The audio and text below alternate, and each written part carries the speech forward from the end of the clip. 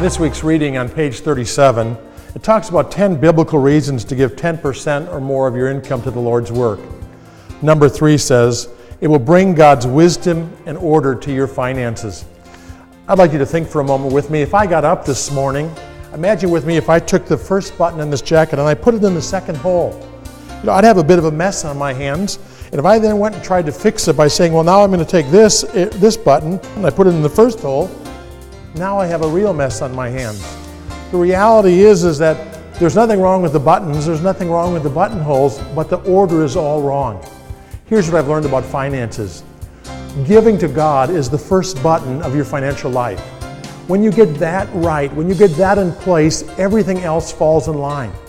But if you make giving a second priority or third priority or fourth priority in your finances, you're going to have a mess on your hands. You're going to have pressure, you're going to have stress, you're going to have pain, you're going to have difficulties. And the reality is when you learn to honor God with what He gives you, whether you have little or whether you have much, if you learn to give to God first from whatever you have, you will bring God's order to your finances. The reality is here, the solution is not to try to keep working with these buttons.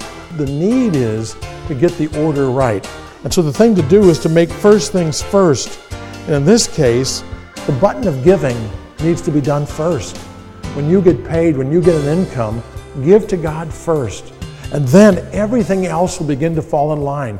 You'll begin to have God's wisdom in your finances, and you'll make the right choices about all the other areas of your life. But it starts with honoring God with whatever you have.